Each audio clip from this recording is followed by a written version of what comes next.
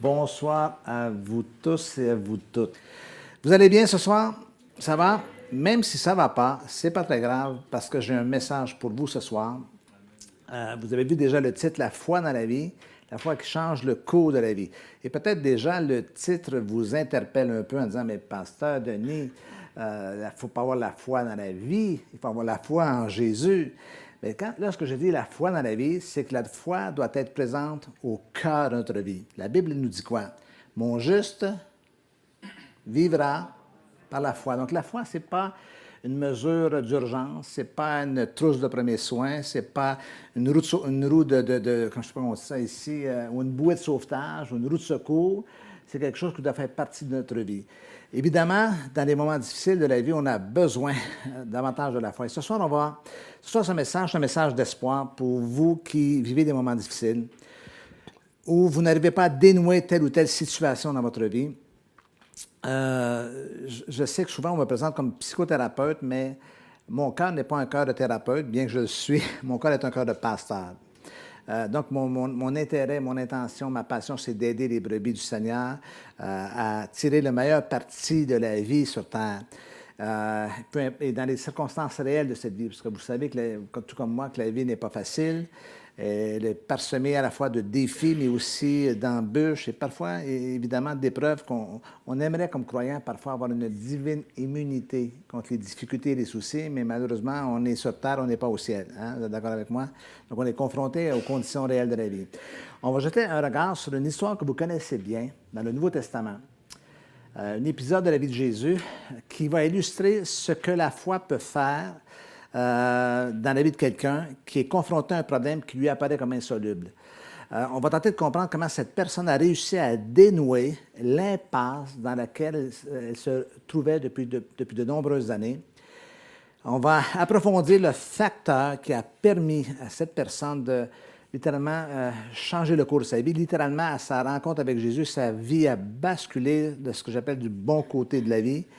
Et on va, comment elle a su dépasser les conditions réelles de sa vie pour atteindre littéralement l'objectif qu'elle s'était fixé, c'est-à-dire d'être rétablie dans sa condition. Est-ce que ça vous va comme programme pour ce soir? Oui? Certains ou sûrs ou non? Oui, ça va. Et l'accent québécois, ça va? Vous me comprenez? Est-ce que j'ai besoin de traduction? Je peux demander au pasteur Luc de venir me traduire? Il a vécu au Québec. OK, allons-y sur le texte. Alors, il y avait une femme atteinte d'une perte de sang depuis 12 ans. Elle avait beaucoup souffert entre les mains de plusieurs médecins. Elle avait dépensé tout ce qu'elle possédait et elle n'avait éprouvé aucun soulagement, mais était allée plutôt en empirant. Donc, sa situation ne s'est pas améliorée. Ayant entendu parler de Jésus, répétez après moi, ayant entendu parler de Jésus. Elle vint dans la foule par derrière et toucha le bord de son vêtement. Car elle disait en elle-même, « Si je puis seulement toucher ses vêtements, je serai guérie. » Au même instant, la perte de sang s'arrêta et elle sentit dans son corps qu'elle était guérie de son mal. Jésus connut aussitôt en lui-même qu'une force était sortie de lui. Et se retournant au milieu de la foule, il dit, « Qui a touché mes vêtements? » Ses disciples lui dirent, « Tu vois la foule qui te presse et tu dis, Qui m'a touché? » Et il regardait autour de lui pour voir celle qui avait fait cela. La femme, effrayée et tremblante, sachant ce qui s'était passé en elle, vint se jeter à ses pieds et lui dit toute la vérité. Mais Jésus lui dit, « Ma fille, ta foi t'a sauvée, va en paix et sois guérie de ton mal. » Vous remarquez dans l'histoire que Jésus lui-même identifie le facteur qui a permis le dénouement dans la vie et la guérison, dans son cas, de la maladie qui l'affectait. Et Jésus a mis le doigt sur l'élément clé qui était la foi. Jésus lui dit, « Ma fille, ta foi t'a sauvée. » C'est ta foi qui a permis d'enclencher ou de déclencher tout cela. Et bien sûr, la foi, c'est un vaste thème. C'est un thème répétitif tout au long du Nouveau Testament. Bien qu'on voit des échos de la foi dans l'Ancien Testament, on réalise que dans le Nouveau Testament, elle est un peu plus approfondie. On pense au texte de Hébreux chapitre 11, de verset 1, la foi et la ferme assurance des choses qu'on espère et la démonstration de celles qu'on ne voit pas. Mais ce soir, ce que je voudrais faire avec vous, c'est littéralement démonter la mécanique de la foi. L'erreur que nous faisons parfois lorsqu'on nous lisons les évangiles en particulier et que nous regardons au miracle de Jésus, c'est d'avoir une lecture un peu magique, un peu comme spontanée, instantanée. Cette approche de Jésus et paf, elle a été guérie. Mais il y a quelque chose derrière tout ça. Il y a la foi qui a fait son travail tout au travers de la chronologie des événements qui l'ont amené jusqu'à la guérison, jusqu'au rétablissement. Et ce soir, on va mettre moins l'emphase sur la guérison physique, bien qu'effectivement, c'est son corps qui était guéri, il avait cette perte de sang, mais davantage sur le rétablissement de sa vie. Parce que le problème avec la maladie, c'est que ça affecte le déroulement de notre vie, ça nous incommode, ça nous empêche de bien vivre, c'est un peu comme un handicap ou c'est quelque chose qui monopolise nos énergies et tout ça. Voilà pourquoi j'ai intitulé ce soir « La foi qui change le cours de la vie ». Donc, ça prend de la foi dans la vie. Frères et sœurs, ça prend de la foi dans la vie. Parfois, moi, je voudrais me reposer de croire. Okay? Est-ce que je peux me reposer un tout petit peu? Je vais mettre ma foi un peu sur la tablette ou je vais la mettre dans le frigo pour qu'elle reste au frais et je la reprendrai demain pour m'apercevoir après toutes ces années, en particulier toutes ces années de ministère, que malheureusement, on vit à chaque jour par la foi et on doit vivre cette foi à chaque jour. Pourquoi? Parce que la foi doit être omniprésente. Regardez bien. La foi dans la vie n'est pas quelque chose d'abstrait ou de flou, mais quelque chose de puissant et d'efficace. La foi dans la vie, ce n'est pas quelque chose de facultatif ou d'optionnel. C'est quelque chose de vital et d'essentiel. La foi dans la vie, ce n'est pas quelque chose de statique, de stagnant, de passif, mais quelque chose d'actif et de dynamique. La foi dans la vie, ce n'est pas un substitut parce que l'on se sent trop petit, mais c'est l'appui et la confiance en quelqu'un qui est plus grand que nous. La foi dans la vie, ce n'est pas une contrainte qui nous emprisonne, mais le gage de ressources inépuisables mises à notre disposition. La foi dans la vie n'est pas le fait de gens faibles et de gens craintifs, mais de ceux qui savent plutôt que la foi transcende les événements et transporte les montagnes. Est-ce que vous êtes toujours avec moi? La foi dans la vie n'est pas de se cramponner à ce qu'on ne veut pas perdre, mais se propulser avec confiance vers notre destinée. La foi dans la vie ne coûte rien à ceux qui la demandent, mais ne sert à rien à ceux ou pour ceux qui la refusent. La foi dans la vie, c'est d'accepter que l'auteur de la vie, Dieu lui-même, a su concocter la vie de façon à ce que nous puissions nous reprendre malgré l'échec, rebondir malgré le drame, triompher malgré les obstacles, et ce à la seule condition, et laquelle? D'avoir la foi omniprésente et présente tout au long de notre vie. Est-ce que je peux entendre un amen à cela? Votre amen n'était pas très, très convaincant. Je pense que vous manquez de foi ce soir. Est-ce qu'on peut dire amen à cela? La foi présente au cours de la vie. Et comme je l'ai mentionné un peu plus tôt, c'est ce que je vais faire. On va littéralement pénétrer dans l'histoire de la femme, de cette femme-là, de la femme qui avait une perte de sang, dont on ne connaît pas le nom d'ailleurs. On va tenter de comprendre un petit peu comment elle a su, parce que Jésus, encore une fois, a dit « Ma fille, ta foi t'a sauvée ». Je le mentionnais ce matin à l'église Yverdon, chez le pasteur Luc. J'ai pris juste un autre sujet qui avait rapport avec la foi. Et qu'à toutes les fois qu'on voit ce texte du Nouveau Testament, ou voyant la foi, ou ma fille, ta foi t'a sauvé, je me pose toujours la question, mais pourquoi Jésus dit cela? En quoi Jésus a-t-il vu la foi, littéralement? Et on va la voir, cette foi-là, dans la réaction, dans l'action, dans l'énergie, littéralement déployée par cette dame. Est-ce que vous êtes avec moi? Mais juste avant, pour compliquer un peu le tableau ou la situation, on va regarder qui est au juste cette dame et quelle est sa condition. 6 caractéristiques de la femme qui avait une perte de sang. Son premier élément important à saisir ou à savoir, c'est au départ, c'est une femme. Ça paraît simple, et ne souriez pas en disant « Ouais, les gars, on sait bien les femmes. » Non, elle n'est pas là parce qu'en fait, il faut se remettre, encore une fois, se plonger dans la culture de l'époque, dis-je, ce qui est toujours le cas dans beaucoup de sociétés sur cette terre, où la femme n'a pas beaucoup de possibilités. À cause de la culture, à cause parfois de la culture religieuse, évidemment. Et quand on se penche, on découvre qu'ils ont une condition sous-privilégiée en regard de la condition des hommes. Et messieurs, ne sortez pas de la salle, je ne suis pas féministe, ce n'est pas un discours féministe, c'est un discours chrétien que je suis en train de vous donner. OK? De comprendre la réalité douloureuse de la condition de la femme. Et à l'époque, elle n'avait pas de pouvoir, elle n'avait pas de droits, les droits de l'homme. D'ailleurs, on appelle ça les droits de l'homme. sans pouvoir, sans droit, sans valeur, sans estime, sans statut et littéralement sans voix, B-O-X, c'est-à-dire qu'elle ne peut pas. Et vous connaissez ces scènes, vous avez lu les textes, on voit un peu des aspects de cette réalité-là lorsqu'on regarde par exemple l'islam et les femmes qui se tiennent derrière toujours un petit peu. Et vous savez qu'à l'époque, les femmes avaient encore une fois pas le droit de parole. C'était une société qui est très patriarcale. Donc dès le départ, ce qui est intéressant de découvrir, c'est qu'à cause de son statut, à cause du fait qu'elle est née une femme, plein d'impossibilités se manifestent sur le chemin de sa vie. Plein de choses qui ne pourront jamais se produire par le seul fait qu'elle est une femme. Mais non seulement elle est une femme qui est malade. Elle souffre d'une perte de sang. En fait, c'est qu'elle est en hémorragie constante. Toute sa vie est affectée, et je pourrais dire à la limite infectée par sa condition. Vous pouvez imaginer que tout ce qu'elle fait est conditionné, littéralement. En fait, sa vie est conditionnée par sa maladie.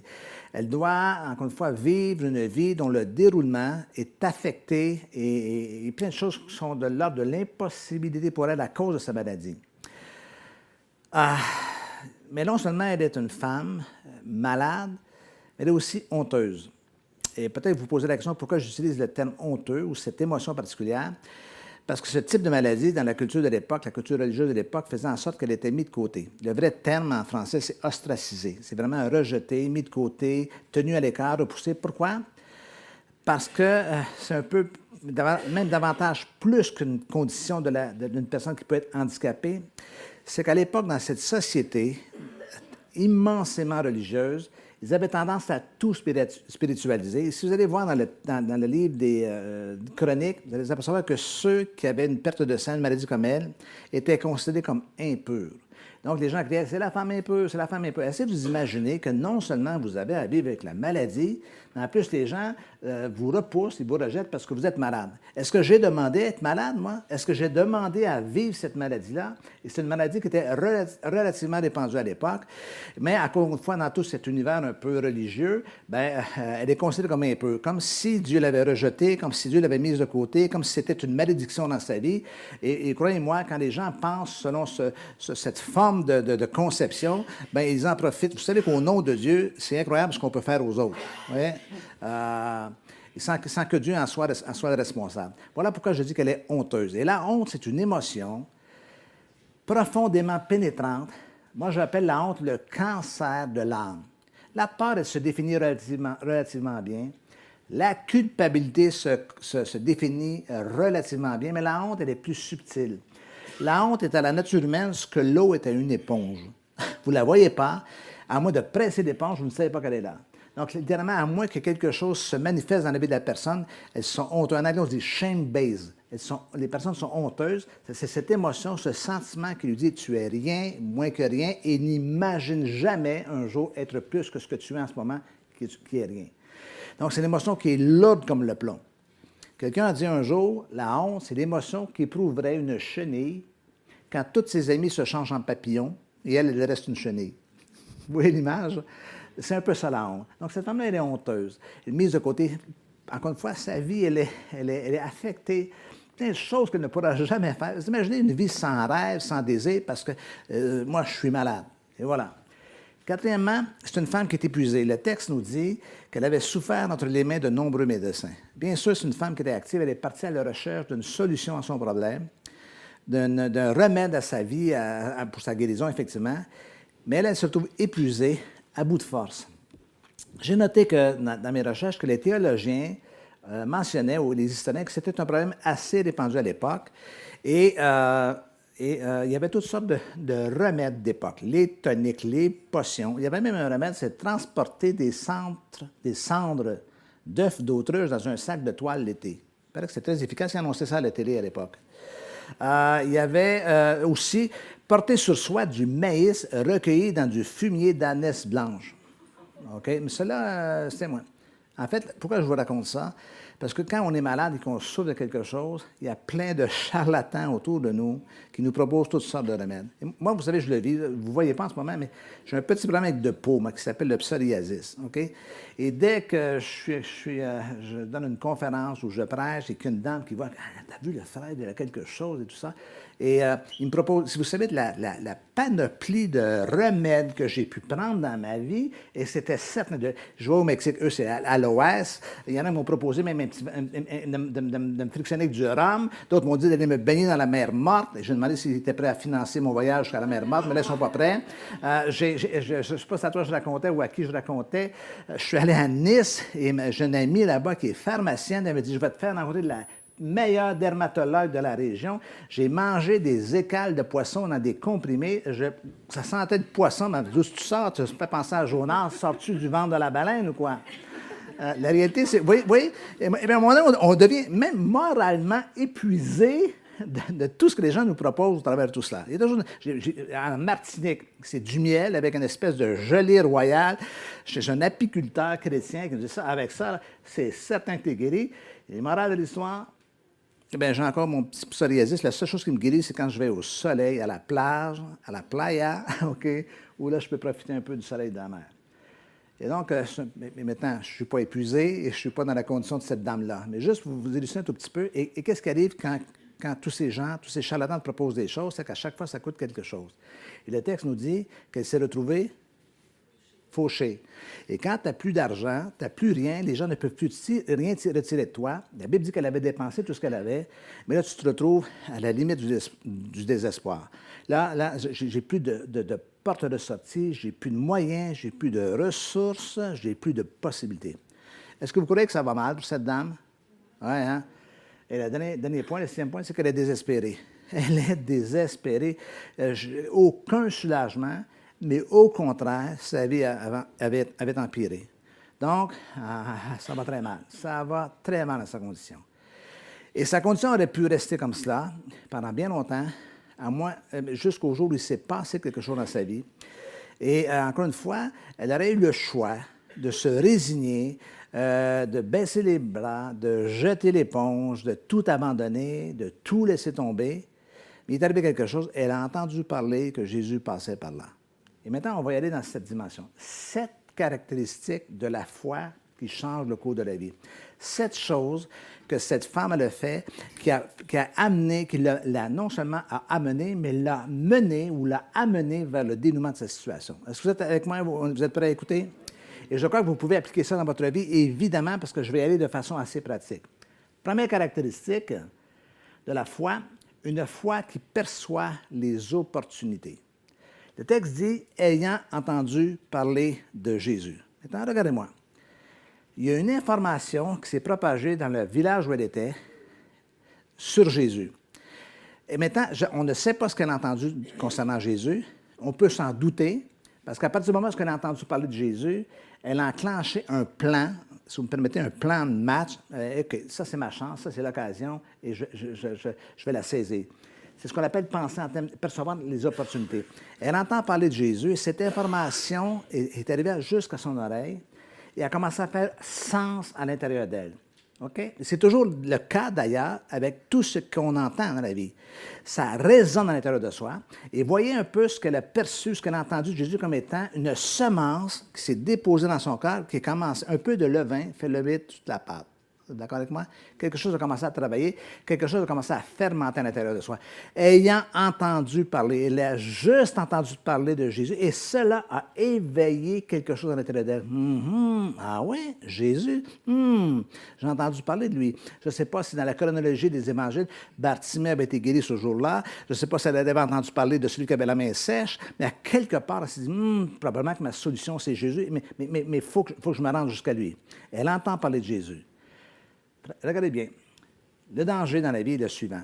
Lorsque les difficultés nous assaillent, nous avons tendance à nous retourner sur nous-mêmes. Petit conseil ce soir, lorsque les problèmes vont surgir dans ma vie, quels qu'ils soient, je vais garder les yeux grands ouverts sur les opportunités que Dieu me présente.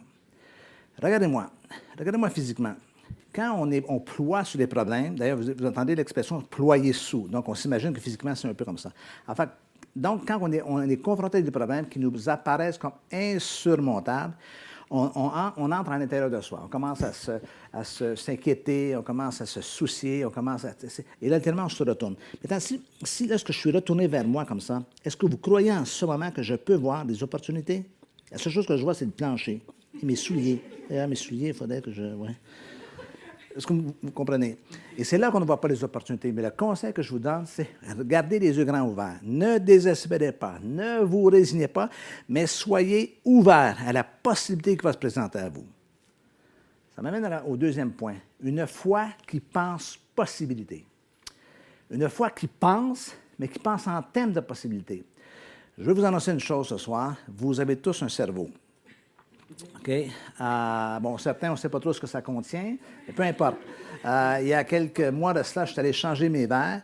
Vous savez, ils prennent toujours l'espèce de petite lumière, une petite flashlight, je ne sais pas quoi, là, pour regarder dans le fond de l'air. Puis j'ai dit, je peux faire une blague à la dame. J'ai dit, est-ce que vous voyez quelque chose dans le fond? Elle a dit, non, c'est le vide total, mon cher monsieur. Mais là, je suis aperçu que ma blague elle s'est retournée contre moi. Et donc, une fois qu'il pense, en fait, l'information qui entre en elle, ayant entendu parler de Jésus, pénètre, OK, et commence à faire un travail. Ce à quoi je faisais allusion, une semence qui commence à grandir, un peu de levain qui commence à fermenter en son cœur. Puis là, elle commence à penser différemment. OK? Quand elle se parle, elle se dit en elle-même, on ne sait pas ce qu'elle s'est dit, mais en fait, on le sait, on va le voir dans quelques instants, mais à ce stade-ci, elle commence à se parler. Et je vous dirais, les choses commenceraient à changer dans notre vie si, au lieu de s'écouter, on commençait à se parler. Et le problème, c'est qu'on s'écoute. Et là, on s'apitoie. Et là, on se déçoit. Et là, on est convaincu. Si un jour, vous venez me voir au Canada, et que vous venez à mon bureau, et que vous asseyez devant moi, vous allez faire face à une petite plaquette. OK? Ce n'est pas marqué Denis Morissette avec mes initiales ou PDG ou quoi que ce soit. Vous allez voir, il y a 3 mots sur la plaquette. C'est marqué « Tout est possible ». Et je l'ai au moins depuis 40 ans. Okay? Elle n'a pas toujours eu cette forme-là. Je l'ai eu longtemps collée à la dactylo, dans le temps que les dactylos existaient, sur mon téléphone. Okay? À toutes les fois que je prenais mon appareil, je voyais tout est possible, tout est possible, tout est possible. Et c'est intéressant parce que quand les gens viennent me voir, ils s'assoient devant la petite plaque, okay, ils l'ont à la hauteur des yeux, quand ils sont devant mon bureau, et là, ils parlent parfois à la plaque. Tout est possible, tout est possible. Non, tout n'est pas possible quand même. Tout est possible. Tout. Moi, je les observe. Et parfois, les plus irréductibles, ils vont prendre la petite plaquette et vont la retourner vers moi. OK?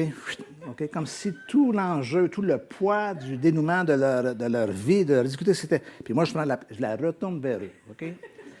C'est cocasse, mais c'est très révélateur. Vous savez que dans la Bible, c'est indiqué, quels sont ceux qui croient que tout est possible à Dieu? La Bible dit que tout est possible à Dieu. Maintenant, soyez rassurés, je savais bien que vous lèveriez la main. Mais il y a un deuxième texte qui dit « Tout est possible à celui qui croit ». Quels sont ceux qui croient que tout est possible à celui qui croit? Ah, j'ai trouvé que vous avez dégainé un peu moins rapidement que la première fois, OK? Vous étiez fiers, je dis « Ouais, je sais, tout est possible à Dieu ». Même les enfants à l'école du dimanche le savent. Par définition, si Dieu est Dieu, il est omnipotent. Donc, ce n'est pas une grande révélation que vous avez. Bien que vous soyez fiers de vous, soyez-le. La réalité, c'est que lorsque ce deuxième verset nous apparaît, tout est possible à celui qui croit, ça devient un peu plus inconfortable. Pourquoi? Pourquoi? Selon vous. Pourquoi le deuxième est inconfortable? Parce qu'il nous implique, nous, mon cher monsieur, vous avez totalement raison. C'est que là, je sens un poids. Donc, effectivement, dans la vie chrétienne, il faut que vous vous impliquiez. La foi, ce n'est pas quelque chose qui est extérieur à vous. La foi, ce n'est pas quelque chose qui vous tombe du ciel. Je m'en allais sur le chemin de la vie, malheureux et perdu. Pouf! La foi, où j'ai reçu la foi comme un colis à la poste. OK? Je suis content maintenant que j'ai la foi, bien, je vais pouvoir... La foi, ce n'est pas cela. OK? La foi, c'est davantage comme un muscle qui s'exerce. OK? À chaque jour. Voilà pourquoi, dès le départ, je vous ai dit ce soir, bon, juste vivra par la foi, et c'est ce que la Bible nous dit.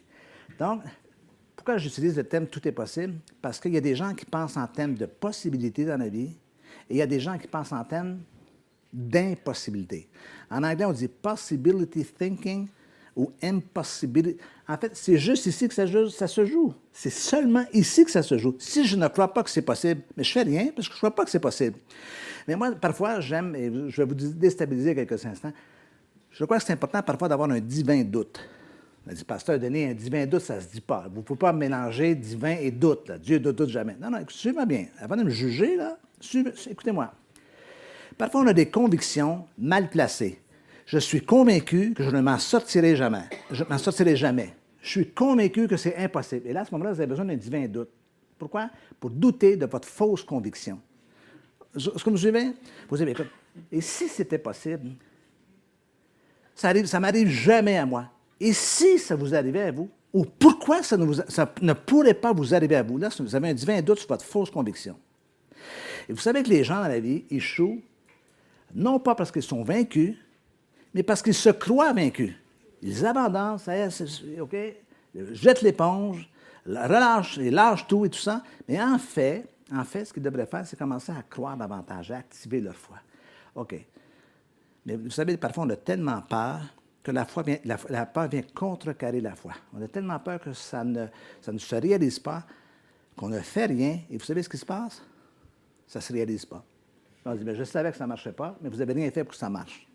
Voyez-vous? Donc, on est notre pire ennemi dans tout ça. Donc, commencez ce soir à faire comme cette dame, commencez à penser en termes de possibilités. Une foi qui perçoit les opportunités, puis une foi qui pense en termes de possibilités. Et si c'était possible? Le danger, lorsque les difficultés nous assaillent, nous avons tendance à mettre l'emphase sur les problèmes plus que sur les solutions.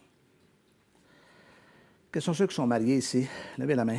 OK. Bon, si vous êtes un couple normal, il y en a un des deux qui pense en problème et l'autre pense en solution. Okay? Je ne sais pas comment est la culture ici, mais à la maison, chez moi, ma femme, elle pense en problème. Il faut que tu fasses ceci, il faut que tu fasses cela. Et là, vous savez, tous les travaux qu'il faut que je fasse quand je reviens à la maison, elle est toute seule à la maison, il faut que tu répares les marches, il y a quoi? Il y a la peinture à faire. Elle pense toujours en termes de problème. Okay? C'est son petit côté perfectionniste. Puis moi, je dis, ouais, mais chérie, on pourrait faire ça. Ouais, mais moi, j'amène des solutions. Ouais? Mais la réalité, c'est que, puis parfois c'est l'inverse, évidemment, mesdames, je ne vais pas vous accuser de penser seulement en termes de problème. Mais la réalité, c'est qu'on est confronté à cela. Mais tous et chacun, même à l'intérieur de soi, plus souvent qu'autrement, on pense en termes de problème au lieu d'en termes de solution. Je vais vous annoncer une nouvelle ce soir. Tout le monde a un problème, est un problème ou vit avec un problème. Okay? Ça, c'est l'humanité entière. Le problème dans la vie n'est pas d'avoir des problèmes, parce que tout le monde a un problème, est un problème ou vit avec un problème. Le problème dans la vie, c'est de ne pas appliquer de solution. Et laissez-moi vous décourager encore davantage. La vie n'est qu'une succession de problèmes à résoudre. Avec les enfants, c'est le cas. Les petits problèmes, et les problèmes augmentent. Et à l'adolescence, les problèmes, OK? Et même dans la vie adulte. Hein? Moi, je fais de l'anxiété à certains moments. Vous savez quand est-ce que je fais de l'anxiété? Quand je reçois un appel d'un de mes fils. Qu'est-ce qu'il y a encore? Parce que mes fils sont tous adultes, maintenant j'ai 4 garçons. Ils m'appellent toujours quand il y a un problème. OK? Mon fils, le troisième, il vient de changer de voiture, là, je suis super content, parce que la voiture qu'il avait auparavant, même quand il est en panne et que je suis dans un autre pays, il m'appelle. OK, pas? Oui, qu'est-ce qu'il y a? Ça va? Ça va? Tu ne m'appelles sûrement pas pour t'informer si je vais bien ou non. OK? Qu'est-ce qu'il y a? Allez, vas-y, Will, il s'appelle William. Qu'est-ce qu'il y a? Bien, j'ai des problèmes avec le moteur de la voiture. Mon cher William, qu'est-ce que tu veux que je fasse à 5000 km de chez moi? Oui? Donc, ce sont des réflexes. Et là, on commence à changer ça parce que j'essaie de les convaincre que moi, je ne suis pas la solution à tous leurs problèmes. C'est une tendance à rester enfant un peu trop longtemps. Ils sont tous majeurs maintenant, les gars, prenez en charge votre vie. Et moi, je suis usé. Là. Mon dernier fils vient de quitter la maison. Donc, il vient de quitter la maison. C'est la première fois en 35 ans que je suis tout seul. Et vous savez quoi? C'est très, très, très agréable. OK? Ouh! Maintenant, j'aime mes garçons. Mes garçons sont des garçons en or, sont tout à fait normaux. Mais le problème que nous avons, c'est la tendance à mettre l'emphase sur les problèmes davantage que les solutions. Petit conseil pour ce soir. Deuxième petit conseil pour ce soir. Lorsque les problèmes vont surgir, je vais cesser de perdre mon énergie à broyer du noir et je vais penser en termes de possibilités. Qu'est-ce que je peux faire pour régler la situation? Qu'est-ce que je peux faire pour changer cela? Qu'est-ce que je peux faire pour... Parfois, je devais devoir changer. Peut-être que vous avez un problème avec quelqu'un et peut-être que vous pensez que c'est la personne qui est un problème, quand peut-être c'est votre réaction, votre attitude envers la personne qui génère aussi le problème. Il faut penser en termes de solutions et en termes de possibilités. Est-ce que vous êtes toujours avec moi? Troisième caractéristique, une foi qui planifie sa stratégie. Une foi qui planifie sa stratégie. Si je puis seulement toucher son vêtement. Donc, ça, on revient dans la chronologie. Elle entend parler de Jésus, elle commence à se parler, et qu'est-ce qu'elle se dit? Si je peux seulement toucher son vêtement. Je ne sais pas si vous avez ce vieil adage ici en Suisse, mais nous, au Québec, il y a un adage qui dit « Ce que femme veut, Dieu le veut ». Ça marche ici aussi, ça? Bon. Moi, je voudrais mettre sur pied une association. Écoutez-moi bien. Je voudrais mettre sur pied une association de défense des maris. OK? Parce que moi, ma femme, quand elle a quoi dans sa tête, OK, c'est très dur de lui faire changer d'idée. Scène de la vie chez les Morissette au Canada. Je suis assis à mon bureau et ma femme est mon adjointe. J'ai dit mon adjointe? Non, je suis l'adjointe de ma femme. OK? Je blague, je taquine. Je me moque, je rigole. Je suis assis à mon bureau, puis elle connaît toute la somme de travail que j'ai à faire, puis elle vient à mon bureau, puis elle s'assoit devant moi. Qu'est-ce qu'il y a, chérie? Il y a quelque chose? Non, savoir ce que tu faisais. Ah, je faisais rien, chérie, j'étais là, et je regardais le plafond, et je me tournais des pouces. OK? Chérie, dis-moi ce que tu veux. Non, je me demandais si tu avais quelque chose à faire. Ce genre de questions-là, c'est jamais innocent. Il y a un plan... Il y a une stratégie derrière. Il y a quelque chose derrière. Et là, je commence à la connaître. Qu'est-ce qu'il y a? Tu veux faire des boutiques? Tu veux aller au centre commercial? Bon, si tu n'as pas le temps, on n'ira pas. Ça, c'est la culpabilisation, OK? Comme méchant mari, mauvais mari qui ne soutient pas sa femme devant les défis ça ne se dit pas ici magasinage, hein, ça ne se dit pas. Non, OK, ça, c'est québécois. De faire des boutiques. Et là, c'est pas terminé l'histoire. Moi, par amour, effectivement, comme un homme tendrement épris de son épouse, je dis, mais OK, ça y est, ça va, je vais continuer tout à l'heure, je vais y aller avec toi. Et j'arrive là, on se promène à la grande surface, et tout ça, tout d'un coup, elle voit où les souliers de ses rêves, ou le sac à main de ses rêves. Et là, sa vie est reliée totalement, la qualité de sa vie, à l'achat qu'elle doit faire. OK? Avec ses souliers, avec nous, surtout les bottes, les Québécoises, à cause de l'hiver, on a mis des belles bottes. T'as vu. Et là, à chaque fois, regardez bien la stratégie féminine.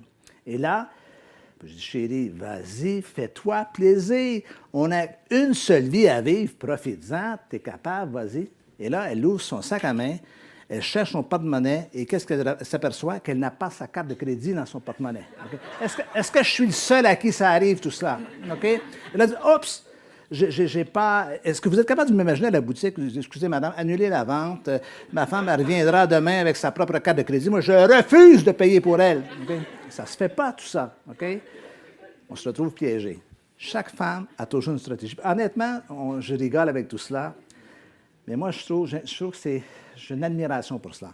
Parce qu'effectivement, quand une femme a un dessein en tête, elle va aller jusqu'au bout pendant que nous, les gars, virils, un peu trop macho parfois, on lâche prise en cours de route.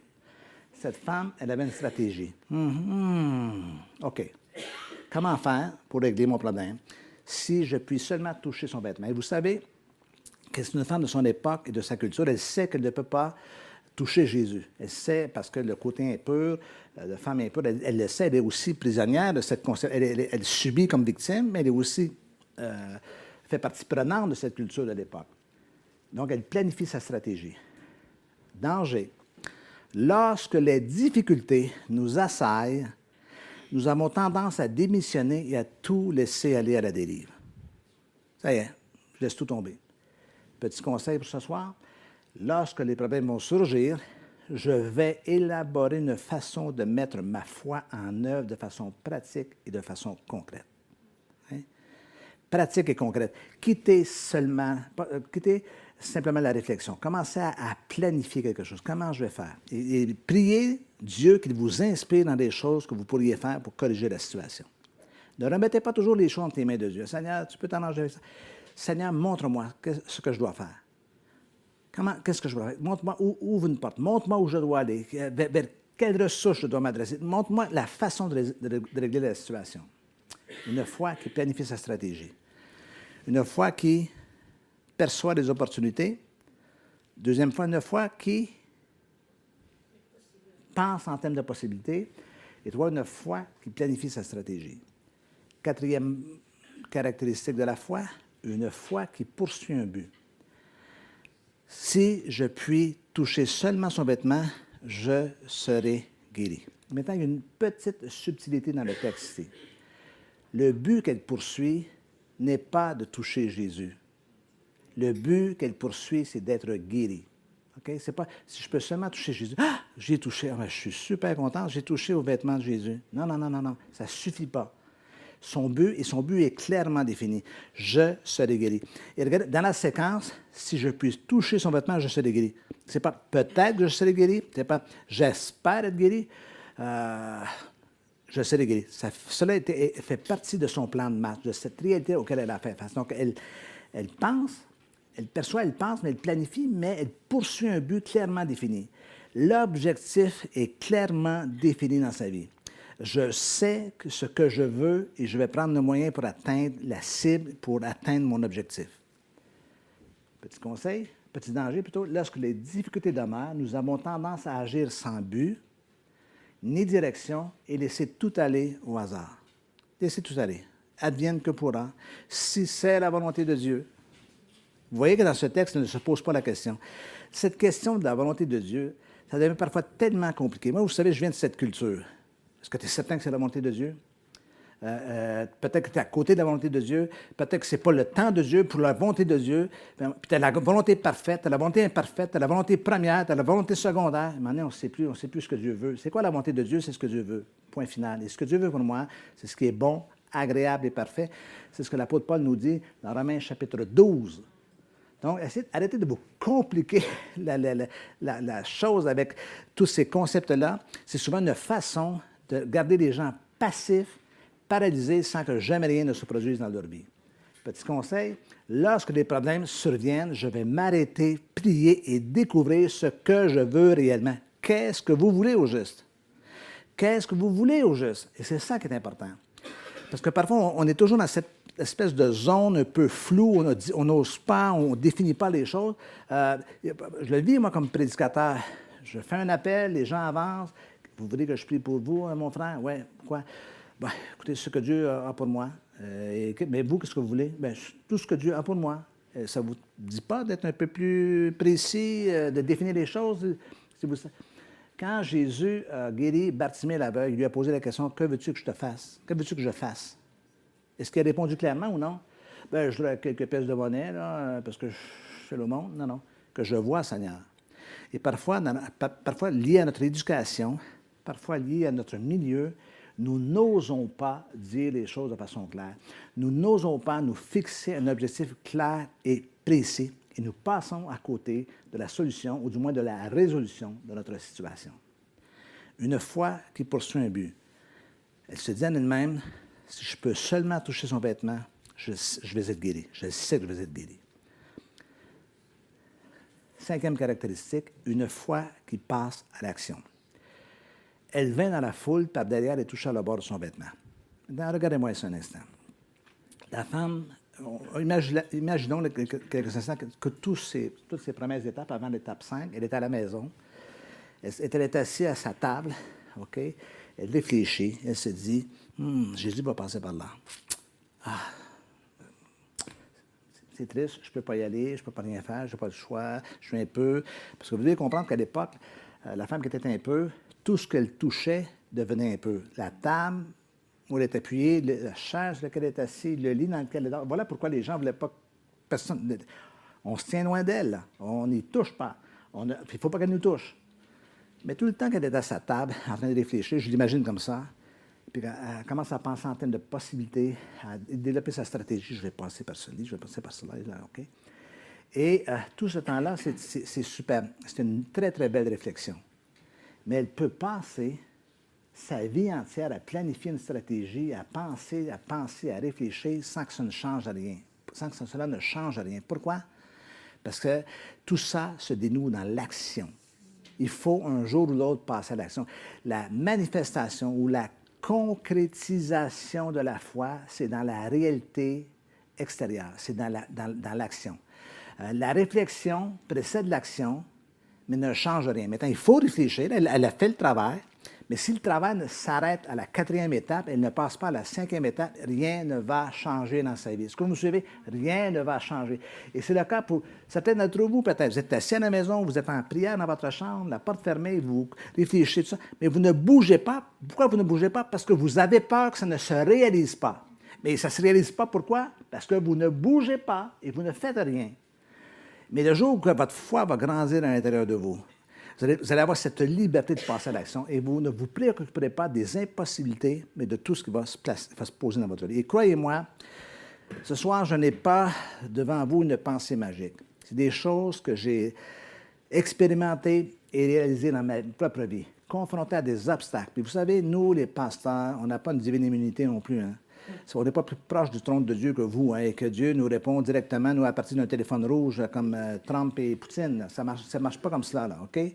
La réalité, c'est qu'on est confronté souvent à de plus grands problèmes parce qu'on est plus exposé. Et c'est vrai pour l'Église locale, puis c'est vrai même pour moi qui voyage. Je suis confronté à des situations parfois que je me sens diminué comme être humain et j'ai besoin de la foi. J'ai besoin de cette foi-là qui passe à l'action. Elle vint dans la foule par derrière et toucha le bord de son vêtement. Elle est passée à l'action. Le danger, lorsque les obstacles se présentent, nous avons tendance à nous écraser et à tout remettre en question et à rester passifs. Voilà le problème. Le conseil, la solution, lorsque les problèmes vont surgir, je ne reculerai pas. Je vais aller de l'avant par la foi et malgré la crainte et la peur. Laissez-moi vous raconter une anecdote personnelle. Au mois de juin 2018, l'année passée, ça va faire un an, j'étais à Kinshasa, au Congo, conférence missionnaire, je suis là 2 semaines. C'est mon premier séjour à Kinshasa. J'ai fait d'autres pays d'Afrique, mais je n'étais jamais allé au Congo. C'était une découverte. Est-ce qu'il y a des Congolais ici? Non? Oui, des Congolaises de Kinshasa? Oui. Et je fais toutes les conférences, puis vous savez, quand on voyage, ça paraît bien, le gars, il voyage. Mais on a des moments de découragement dus à l'épuisement, parce qu'on prêche, on enseigne, tout ça. Et un soir, je me retrouve à mon petit hôtel, pas très loin du quartier des Ambassades, c'est où c'est. Petit hôtel, 2 étoiles. Je ne suis pas au Ritz-Carlton, là, soyez rassurés. Et je suis là, puis là, j'ai un coup de blues, là. Et surtout, je sais que je reviens au Québec, puis au Québec, je dois régler un problème qui me dépasse. Et je me mets à focaliser sur le problème. Et plus on focalise sur le problème, plus notre anxiété augmente. OK, je m'en sors, ça y est, je suis foutu. Et croyez-moi, l'ennemi en ajoute dans la coupe. Allez, t'es foutu, t'es fini. Comment tu vas faire? C'est une question un peu financière. Donc, le reste de ta vie, tu vas payer. Ça fait 40 ans sur le sein, mais là, tu en as pour 40 ans au moins. T'es fini. OK? Là, d'un coup, je suis là dans la chambre d'hôtel, puis là, je me dis, non, no way. Je vais mettre ma foi en action. Seigneur, je ne sais pas comment on va faire, mais mon problème n'est pas seulement mon problème. Moi, je te sers et mon problème est ton problème. Et là, je ne reculerai pas.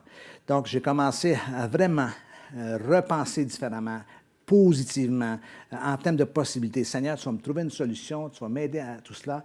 Et quand je suis revenu au Québec, OK, un endroit, c'est bizarre, je ne sais pas c'est dû à quoi, je suis productif dans un avion. Je ne sais pas si c'est l'oxygène dans l'avion, l'altitude, peut-être parce que je suis plus proche du ciel, je ne sais pas, mais je suis en ébullition, là, OK, puis là, je prends des notes et tout ça, puis d'un coup, j'ai compris la stratégie, je suis arrivé au Canada, puis 2 semaines plus tard, le problème était réglé. Et là, c'était « Wow, Seigneur! » Je savais que tu étais grand, mais là, j'ai expérimenté ta grandeur. Et quand on l'expérimente comme ça, ça fortifie notre foi à l'intérieur. Et on a besoin de le vivre. Chacun pour soi, que ce soit de grands problèmes, comme que ce soit de tout petits problèmes, que ce soit des problèmes humains, avec les enfants, avec la famille, avec le couple, avec peu importe, avec le travail, le boulot.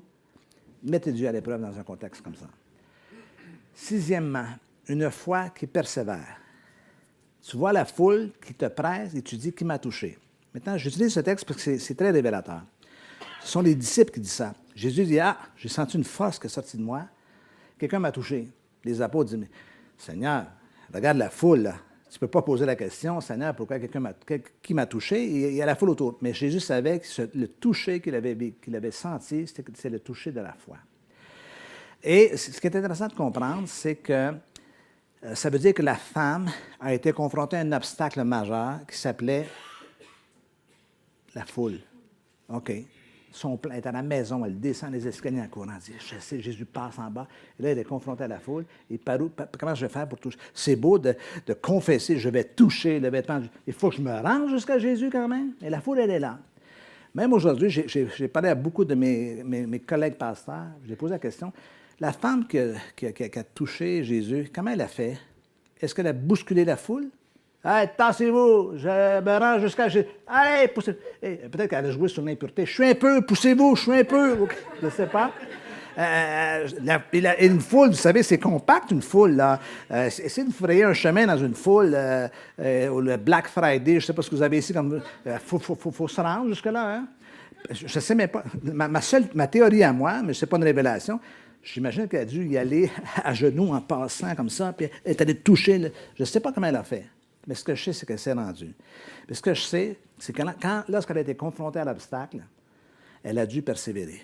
Bon, maintenant, je dois vous confesser quelque chose. Depuis le début de ma vie chrétienne, ça a changé maintenant. J'ai beaucoup de difficultés avec le mot persévérance. J'aime pas ce mot-là. Parce que dans ma culture pentecôtisante d'une certaine époque, vous savez, on est influencé beaucoup par les Américains avec la foi, puis la foi, l'hyper-faith, qu'on appelle l'hyper-foi et tout ça. Et pour moi, la persévérance, dans ma conception, c'était une espèce de sous-produit de la foi. C'est-à-dire que quand tu n'as pas assez de foi, là, au moins accroche-toi, lâche pas. Ouais, c'est un peu la pensée que j'avais.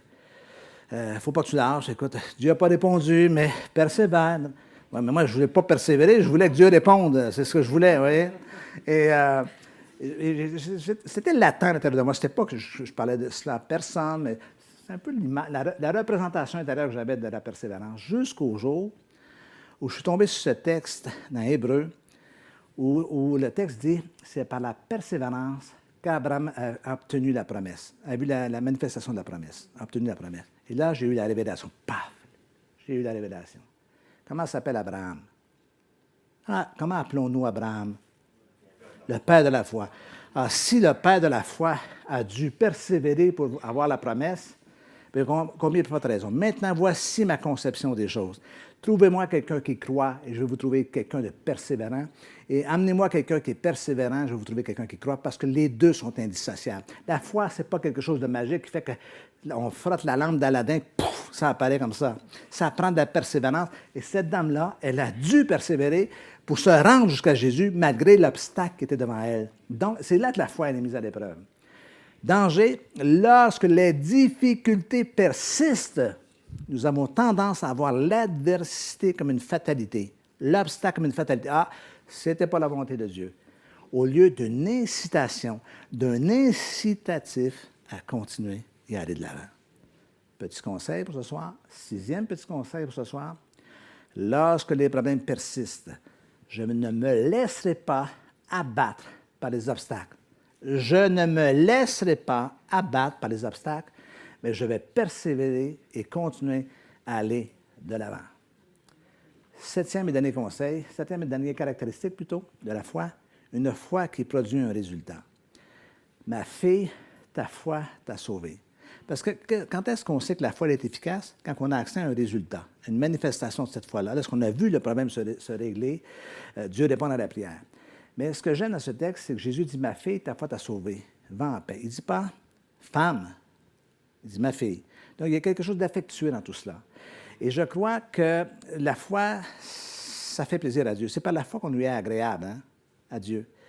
Et moi, je suis capable d'imaginer Jésus qui dit « Ah, ma fille, waouh, c'est ça la foi, c'est ça la foi.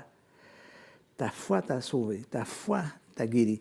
Va en paix, sois guéri de ton mal. À cause de ta foi. » Et le mot « sauver » qui est là, c'est un thème intéressant, parce que le mot « sauver » n'a aucun lien avec le salut dans le sens de la vie éternelle. C'est le thème grec « sozo », qui veut dire rétablir et restaurer, remettre en état de fonctionnement optimal. En fait, il n'y a pas seulement son corps qui a été guéri, c'est sa vie entière. Maintenant, je suis libre, je ne suis plus limité par ma maladie, fini de se faire traiter de femme un peu. Allez au diable, tous les médecins et tous les charlatans. Vous m'avez épuisé. Maintenant, là, mon argent, je vais la garder pour moi. OK? Je rigole. Mais vous voyez un peu cette idée de la vie, elle est changée maintenant. Je passe à une autre étape de ma vie. Le danger, le grand danger dans la vie, c'est de refuser de mettre notre foi en action et ainsi passer à côté de la vie que Dieu nous offre. Et éviter malheureusement, de passer à côté de la vie que Dieu nous offre. Dernier petit conseil pour ce soir, je refuse de passer à côté de la vie que Dieu m'offre. Il paraît qu'on reconnaît la personnalité de quelqu'un à la musique de son téléphone. Ouais. Quand c'est la cucaracha, il faut se poser la question un peu. Pourquoi? Je refuse de passer à côté de la vie que Dieu m'offre et je vais saisir par la foi ce que Dieu me donne. Ce que Dieu me donne. Seigneur, qu'est-ce que tu as pour moi? J'ai dit au tout début de la soirée que j'aimais mieux me sentir comme un pasteur que comme un psychothérapeute. Par contre, laissez-moi juste faire un peu l'inverse l'espace d'un instant. Je veux simplement vous dire ce soir, moi je suis de passage ici à Martigny, mais j'ai été confronté pendant les 40 dernières années à des problèmes dans la vie des gens que j'ai aidés. J'ai été responsable pour les Nouvelles Vies pendant 15 ans du département de soins pastoraux. Donc, j'étais confronté aux problèmes de l'Église, les problèmes familiaux, des problèmes de couple, des problèmes personnels, la dépression, tous ces problèmes-là, OK? Et donc, je n'ai pas une lecture de l'Évangile qui est de l'ordre du léger ou du motivationnel. Je ne suis pas venu ici ce soir pour vous motiver. Tant mieux si vous êtes motivé, mais pour vous convaincre ici que lorsqu'on met notre foi en action, les choses commencent à changer. Je l'ai mentionné tout à l'heure, on est tous confrontés à des problèmes. Il y a des gens qui vont penser en termes de solutions, puis il y a des gens qui vont ployer sur le problème en disant pourquoi ça m'arrive et tout ça, au lieu de passer à l'action et de corriger des choses. Et parfois, je l'ai mentionné tout à l'heure, parfois c'est nous le problème. Donc il faut pouvoir aussi travailler sur notre vie et changer, s'ouvrir au changement et améliorer notre condition, notre façon de penser, notre façon de parler, notre façon d'agir, notre façon de croire parfois, parce que notre foi, elle est mal placée. En conclusion, alors la foi est une ferme assurance des choses qu'on espère, une démonstration de celles qu'on ne voit pas. Hébreux chapitre 11, verset 1. Ce verset, je peux vous le citer par cœur. Vous savez pourquoi? Laissez-moi vous raconter une anecdote, c'est ma dernière anecdote pour ce soir. Quand j'étais jeune converti, je me suis converti à l'âge de 20 ans et j'ai eu une adolescence assez chaotique, merci. Okay?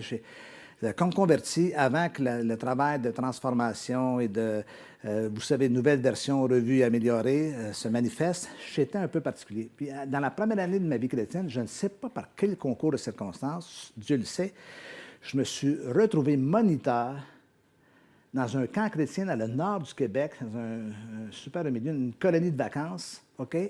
Et j'avais la charge de 8 petits Mongols, excusez-moi, 8 petits gamins, OK? Et je m'occupe d'eux, puis je vivais dans la même petite cabane, vous savez, il y avait toutes sortes de petits chalets comme ça. On était un moniteur pour 8 gamins, et je me trouvais avec des gamins. Et là, ma tâche dans la semaine, c'est non seulement de les surveiller et tout cela, mais je dois leur faire apprendre un verset par cœur. Et vous savez quel est le verset? Hébreux, chapitre 11, verset 1. Et là, franchement, est-ce que je suis venu ici, moi, à mon âge, faire mémoriser un groupe de gamins, un verset par cœur, puis mémoriser la Bible, c'est quoi cette affaire-là, OK? Donc, à chaque matin, je leur faisais apprendre des versets. Je répétais. Alors, la foi est une femme. La foi est une femme. Répétez après moi. La foi est une. Vous savez, je leur ai monté pendant une semaine. Je ne sais pas s'ils l'ont retenu, mais moi, je l'ai retenu. OK? Et ça a guidé ma vie dans les moments les plus difficiles. Donc, au moment où je suis confronté à un temps d'épreuve, une difficulté, la foi est une ferme assurance des choses qu'on espère, une démonstration de celles qu'on ne voit pas. Vous voyez? Ce sont des expériences qui sont drôles, c'est rigolo à la limite. Mais Dieu s'y prend par toutes sortes de moyens pour implanter quelque chose dans notre cœur qui va nous guider l'entièreté de notre vie. Or, sans la foi, il est impossible de lui être agréable. Mais celui qui croit, car il faut que excusez-moi, je reprends. Or, sans la foi, il est impossible de lui être agréable, car il faut que celui qui s'approche de Dieu croit que Dieu existe. Et qu'il est le rémunérateur, celui qui répond ou qui réagit à ceux qui le cherchent. Voyez-vous? Maintenant, c'est un drôle de texte. Hein? Le texte dit celui qui s'approche de Dieu doit croire que Dieu existe. Ben, ouais, si je ne crois pas qu'il existe, je ne m'approcherai pas de lui. Non, non. La pensée ici derrière tout ça, c'est celui qui s'approche de Dieu doit croire que Dieu, il est là. Il est là pour lui. Vous savez, Dieu, quand vous vous approchez de lui, ne vous tourne pas le dos en disant, ah, pas encore elle, pas encore lui. Okay? Il est là pour moi. Il existe, il est là pour moi. Et son désir, c'est de répondre à ma foi. Il va réagir, il va répondre à ceux qui le cherchent réellement. Le problème, c'est que beaucoup de gens ne le cherchent pas, et même parmi nous, on ne cherche pas la solution. On se résigne, on s'apitoie, on broie du noir, mais on n'est pas en mode actif. Et ce soir, je veux vraiment vous encourager à l'être face aux situations de votre vie. Est-ce que vous pouvez me dire un dernier Amen? Vous pouvez dire un dernier Amen pour cela. Est-ce que je peux vous demander de vous lever, s'il vous plaît? J'aimerais que vous vous leviez. J'aimerais que vous penchiez la tête quelques instants et fermez les yeux.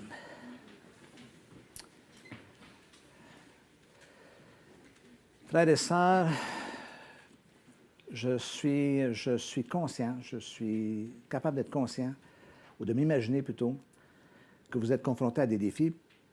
Pour des raisons que j'ai invoquées un peu plus tôt ce soir, c'est que nous tous, on est confrontés. La vie, elle n'est pas facile. La vie, elle est difficile, la vie, elle est injuste, la vie est imparfaite. On doit faire face à plein d'obstacles dans la vie. Mais ce soir, je voudrais que vous, en mémoire, en pensée, vous focalisiez sur ce problème dans votre vie. Comme les Français disent, the problem, le problème, OK, dans votre vie. Gardez les yeux fermés. Et que vous osiez lever votre foi et votre voix devant le Seigneur. Seigneur, j'ai besoin de toi ce soir. Seigneur, tu vois depuis combien de temps je dois faire face à la situation. Tu vois mon cœur, tu vois mon désespoir, tu vois ma tristesse, tu vois ma déception, tu vois mon épuisement, tu vois ma fatigue spirituelle. Mais ce soir, Seigneur, lorsque j'entends l'histoire de cette dame qui avait une perte de sang, on ne sait même pas le nom, on ne sait même pas d'où elle est, on ne connaît même pas le nom du village. Mais son histoire s'est propagée jusqu'à nous ici ce soir, puis elle stimule notre foi. Une toute petite femme en bonne santé spirituelle, qui, lorsqu'elle a entendu parler que Jésus passait par là, s'est dit, ouais, voilà l'occasion de régler ma situation, de régler mon problème. Et ce soir, je voudrais que vous ayez cette attitude dans votre cœur, qu'au moment, même en ce moment, au moment où vous entendez ma voix, que ce problème en particulier, vous le preniez en disant, Seigneur, je ne focaliserai pas sur mon problème simplement pour l'admirer et pour te le confier. Seigneur, aide-moi à régler cette situation. Seigneur, dis-nous la situation à laquelle je fais face. Dans certains cas, il y a quelque chose que vous devez faire. Dans d'autres cas, vous devez relâcher quelque chose pour le mettre entre les mains du Seigneur. Seigneur, j'ai tout essayé. Maintenant, la solution est entre tes mains. Peu importe le moyen qui sera pris. Prenez cet engagement de croire et de faire confiance à Dieu. La foi, c'est la ferme assurance des choses qu'on espère. La ferme assurance des choses qu'on espère. Une démonstration de celles qu'on ne voit pas. Parfois, on voudrait voir pour croire. Dans la Bible, c'est simplement l'inverse. C'est croire pour voir. Je sais que parfois, avec les yeux humains, on ne voit pas de possibilités. Mais les yeux de la foi nous amènent à voir au-delà du problème, vers le dénouement. Seigneur, je veux te prier pour toutes les personnes qui sont ici ce soir. Tu connais leur cœur, tu connais leurs conditions. Tu connais ce à quoi ils ont à faire face, oh Dieu. Et je prie en ce moment que tu parles à leur cœur. Je prie en ce moment que par la présence de ton esprit en ce lieu, tu puisses les fortifier à l'intérieur, qu'ils puissent sentir, Seigneur, un peu comme la sève qui monte dans l'arbre, dans l'arbre ou dans le cœur de l'arbre, et sentir que quelque chose de nouveau. Je vais sortir de ce lieu ce soir avec une foi renouvelée, une foi augmentée, tout comme les disciples disaient, Seigneur, augmente ma foi. Une foi augmentée, une foi qui a repris forme, comme un muscle qui est réhabilité, et je vais faire face à la situation. Donc, demain matin, lorsque je me lèverai, ça ne sera pas un lundi comme tous les lundis depuis tant de mois ou depuis toutes ces années. Mais les choses vont commencer à changer, premièrement, à l'intérieur de moi. Je vais commencer à voir les choses de façon différente. Et au lieu d'être pessimiste, je vais être optimiste, je vais regarder les possibilités avec les yeux de la foi, Seigneur.